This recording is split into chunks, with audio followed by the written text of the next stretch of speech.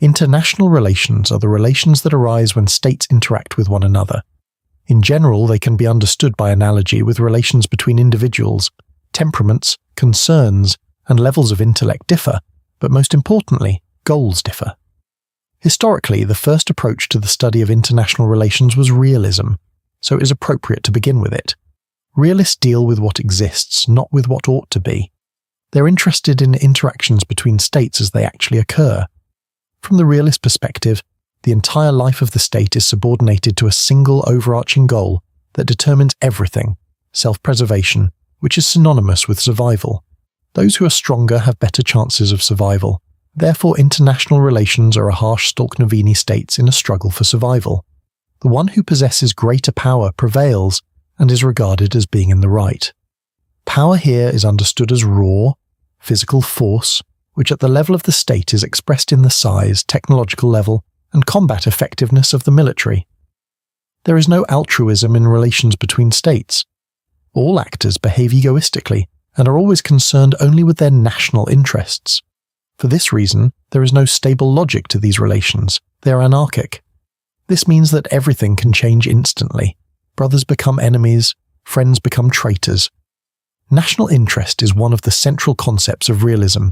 Anyone who views the world through a realist lens, consciously or not, will emphasize its importance. Another key concept is the balance of power.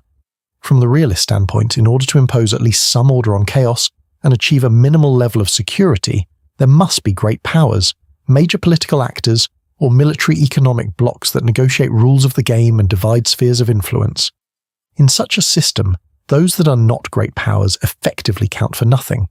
Their views are disregarded, and they fall under the influence of those who are larger and stronger. This leads to persistent injustice and double standards. International law, committees, organizations, and institutions may exist and prescribe how states ought to behave, but major powers can ignore these prescriptions while compelling weaker states to comply. The realist outlook is distinctly pessimistic. Conflicts between states, which often end in war, are not seen as misunderstandings but as the essence of international relations. Peace is not a desired stable condition, but a pause before the next, inevitable war. From this perspective, the nature of international relations cannot be changed. Just as humans cannot stop breathing, states cannot stop conflicting with one another. The second major approach is liberalism. Liberalism as a political ideology suggests what to expect in international relations. Not only states, but also non-governmental organizations, transnational corporations, civic associations, and even individuals participate in international relations, since in the modern world they can represent significant power. There is indeed no supreme arbiter to which a state can appeal if it considers another to be in the wrong. But this does not imply inevitability, because humans are rational beings. As rational actors, they can reach agreements and attempt to create such an arbiter. It is possible to establish institutions that, by defending universal values, stand above states. By deliberating together within these institutions, actors can create a system of collective security based on the norms of international rather than national law. In this way, war can be abandoned as an instrument of conflict resolution, to be replaced by negotiation and the coordination of interests. There is, however, a condition. The state must voluntarily relinquish part of its sovereignty to supranational structures. Only liberal democracies are likely to do so, since they already share these principles and values. States that are not liberal democracies are to be democratized so that they can become full participants in the international community. At this point, concepts such as humanitarian intervention emerge. The liberal view of international relations is considerably more optimistic. It emphasizes pacifism and human rationality.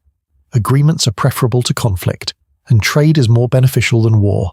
Cooperation enables prosperity, development, and increasing wealth. This is achieved through the growing role of supranational institutions and the gradual reduction of the role of the state.